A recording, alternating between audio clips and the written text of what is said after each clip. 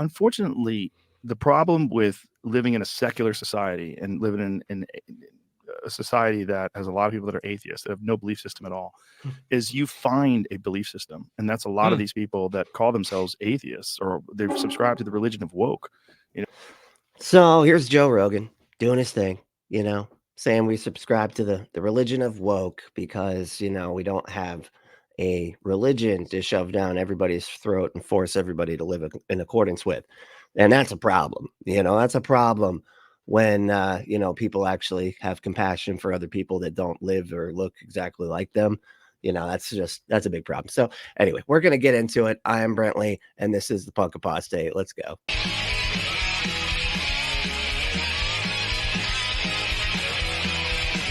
So like I said, this is Joe Rogan. He's this is Ruslan, actually. I'm sorry. Ruslan is covering Joe Rogan. And he's pointing out that, hey, even Rogan's saying that everybody needs Jesus in order to be like, not crazy people or whatever. We need Jesus. We need Jesus. Joe Rogan makes a bold claim about us needing Jesus, and this is not clickbait. Unironically, him and Aaron Rodgers sit down, jumping into... All right, let me just say, yes, it is. Okay, anytime Joe Rogan says anything, it doesn't matter what it is. Yes, it's clickbait. That's, of course, why he does this. He brings people on and then just like nods along with their nonsense, in order to get clicks. And unfortunately, it works because, there's a lot more credulous people than there are not, The need for Jesus and how it goes off the rails when we don't have faith as the driving factor. Hey, but before we get into that, guys, my name is Ruslan. This channel exists. Keep in mind, like when he says that, we don't have pretending to know stuff we couldn't possibly know as a driving factor. The problem is not, we can't just act like we're right, even though we have literally no evidence to demonstrate that we are right. But don't you think there has to be some sort of field of value that can orient people into like, hey, let's do things a little bit better because these things actually matter. There is right and wrong. There is morality. There is certain well, unfortunately, the problem. No, it's so weird when they do this. So it's like, oh, this is like why we need to push Jesus on everybody because, otherwise, there's no such thing as right and wrong.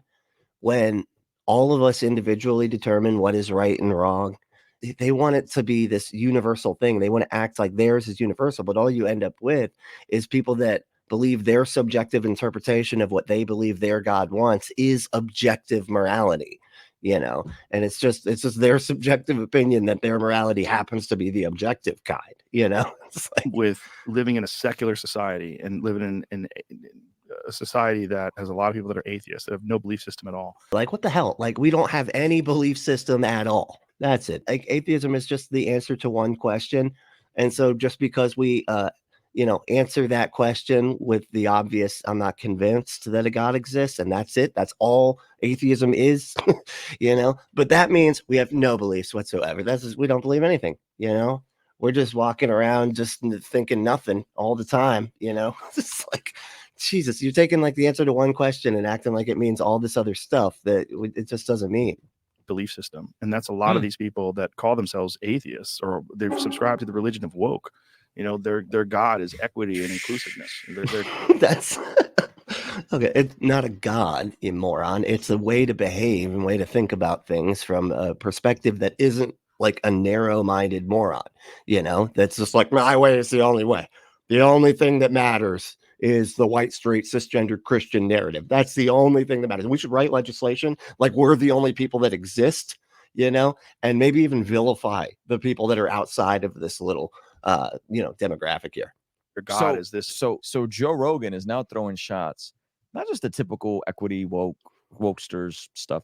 He's throwing jabs at the problem with growing up in a secular society, an irreligious society, which is, I don't think I would have ever seen the day of, I don't think I've ever seen the day of Joe Rogan having an issue with secular society, non-religious society. I did. As soon as he realized that most of the people that watch him because he'll sit there and bend over backwards to comfort the crazy conspiracy nutbags, and he's like, oh man, I have to pander to these people. And the one thing that seems to be, it seems that they all have in common, they all are Christian for some reason. It's amazing. You know, the people that believe in the most idiotic conspiracy crap, you know, that he brings on his show, they also always happen to be Christian. It's crazy. It's almost like that kind of thinking leads to worse thinking down the line. You know what I mean? Talking the way folks talked about when they used the word secular to throw away all their secular CDs. Yeah. I'm getting rid of all my secular CDs, guys. That's the type of secular. It's like, what, man? What are you talking about? He's just like, oh, so they were even using the word secular to mean what, you know, Christians used when they say the word secular. So that's, you know, that's pretty cool. All right. Joe Rogan sounding like he's using secular the same way Christians do. So good. That's awesome. He's a Christian now. He's probably a Christian. Yeah. The problem with secular society. Wow. And the inverse, meaning that like the better way to live is with a belief system, a religious, atheistic belief system. They just keep getting more specific. The way to live is with a belief system, because he was just saying that atheists have no belief system. It's a theistic belief system. Oh, it's like the Christian theistic. Like, who gets to decide which version of Christianity is the one that rules us all, man? You all divide over literally nothing. You know, if you just believe that people make choices, you know, then you got a whole world of Calvinists coming down on you, you know, going, no, you don't. You don't choose. Jesus does, you know, and they're like, all right, because we got to divide over this. Who gets to run the country? The Calvinists or us? Said, if you don't stand for anything, you'll fall for everything. I've heard this one before. I disagree. Christians use this one a lot. I like the way it sounds. Don't get me wrong. It's like a cool saying and everything. But I disagree. I think if you don't stand for a pursuit of truth, then you'll fall for everything. You know, that's the answer there, I think, because what this ends up being, you know, used for is to get people to double down on beliefs that they have that are irrational, you know, and then act like they are right about it, right? And they constantly love to cite this, you know, this, oh, if you don't stand for anything, you'll fall for everything, which is like what I stand for is a pursuit of truth, you know, and do my best to be honest with myself about that fact and do my best to try to, you know, if I get something wrong, okay, I'll let you know, I'm just like, okay, my bad, you know, because we get, you know, humans get things wrong. That's all right. You know, updating our position it's a good thing, not a bad thing, you know, but they would see it as a bad thing, you know, to just like be like, oh, maybe I could be mistaken. Like, you can't think that if you're a Christian, you know, if you're standing for Christianity, you can't think that. Like, I could not possibly be mistaken. Everybody else has to be mistaken, you know. Reality is what's mistaken. Of course, animals can talk. That's what, you know. So you should have an open mind, just not so open that your brain falls out. Now, that one I do like. I do like that one. It always reminds me of the, I was just thinking about this the other day. There was a debate that I watched with, what's that guy's name? Deepak Chopra and Shermer. And he, you know, Deepak Chopra does this like Tarkesian thing where you question your mind, you know, like you get so deep that you're like, how do we know that our mind's working and everything? Like, how do we know we're not dreaming? You know, that kind of stuff. And that was like what, and if you're like questioning all of your reality as something that's being manipulated, you know, and things like that, you know, and Sherman was like, we call that like one thought. He cited somebody, I can't remember their name, but he said that we call it one thought too far. You know, that's one thought too far. Like, once you start like cynically questioning all of reality, that's one thought too far. Like, you've now questioned too much, you know, like that Tarkesian kind of like whatever, just like you can't know that you know stuff, and you know, and it's just is like, okay, this is useless. This kind of questioning is not very helpful, I don't think. I mean, it's a fun thought experiment, fun thing to think about a little bit, but it's not, if you're using that as arguments, which people do a lot, you know, they love to have those philosophical debates where they're like, but how do we even know reality is real? And then you just kind of have to be, I remember Shane, the skeptic, was in a debate and he's like, look, if we can't agree that reality is real, then there's no point in having this conversation. Okay. There's no point here. Okay. You know, and he's right. Absolutely right. You know, because that's like one of the basic presuppositions that we have to agree upon, even to have the conversation, you know? Anyway, people are naturally going to worship something. And so if you remove God from the equation, why does everybody say that? Do y'all like hear this a lot? Why? Like, we're like, gosh, I'm not worshiping God anymore. I guess I better worship. Because does anybody have a statue? I need a statue, preferably a golden calf. We could do that. That'd be great. I would just, I could always just refer back to that. Since I have to be worshiping stuff all the time. What, man? No, we don't have to worship anything, man. In fact, it's weird. Who worships stuff? Like, why? Why do you worship stuff? That's just so strange. You mean that people enjoy things? People like stuff?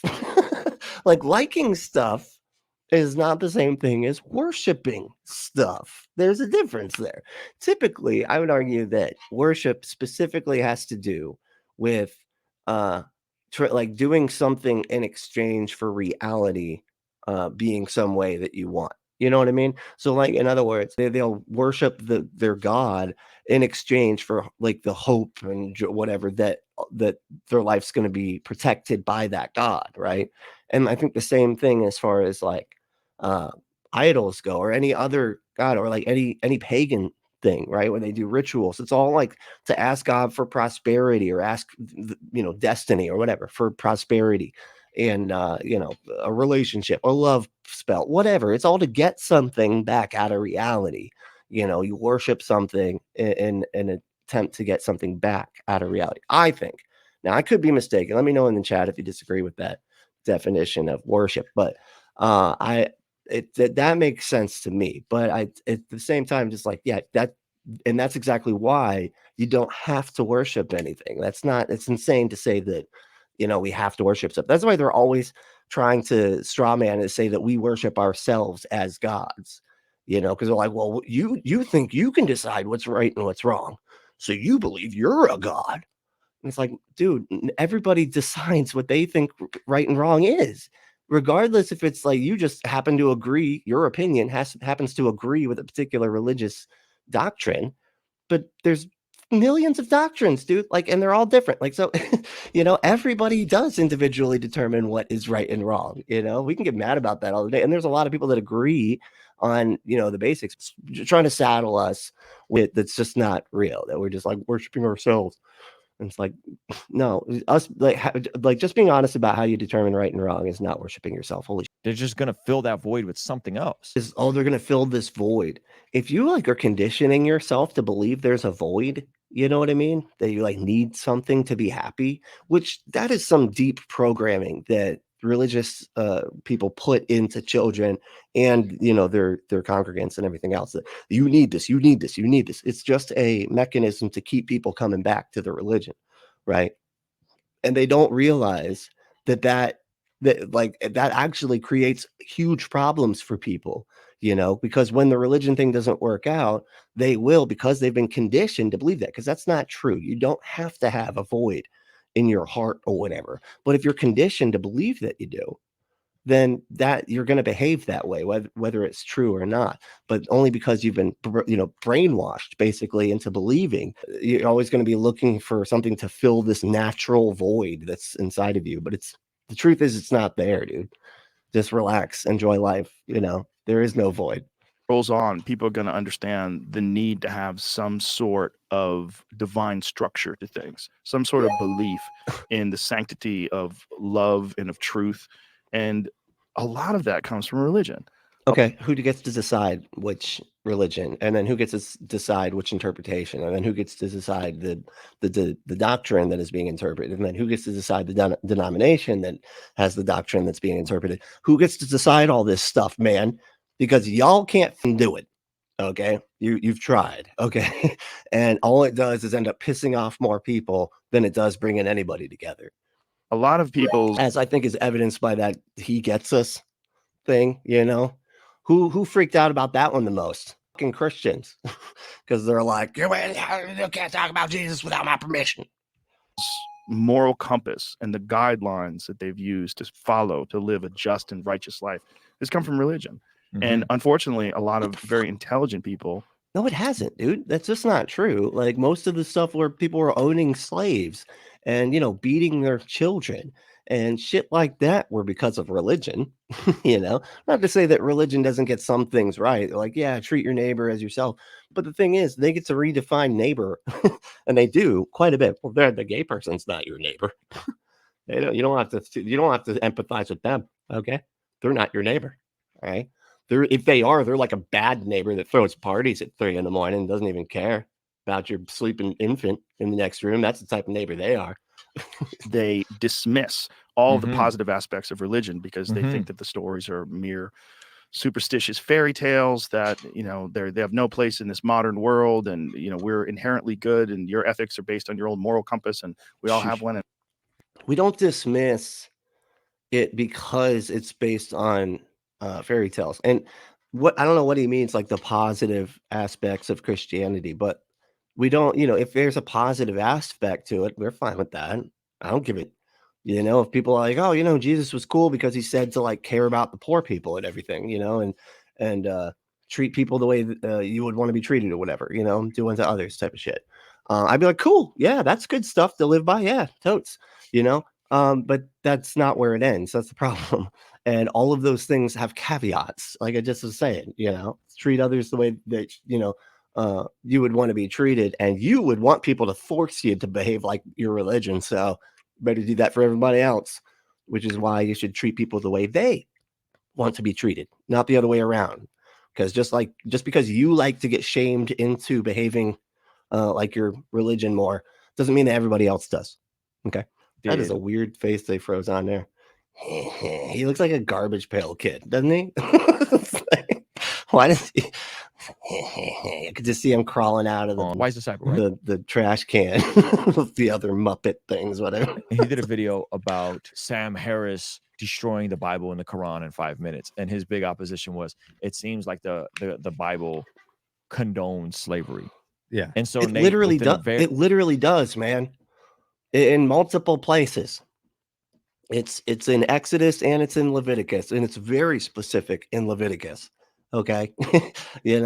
It's disgusting. The stuff that book condones. It's really bad because look, all of the positive aspects or whatever they're talking about, all is because like it was forced on them like 90% of the time by secular people, like by people that are like, hey, we're just in a society. We have to function like a society. We can't have people, you treating people this unfairly and everything. And they're like, all right, fine.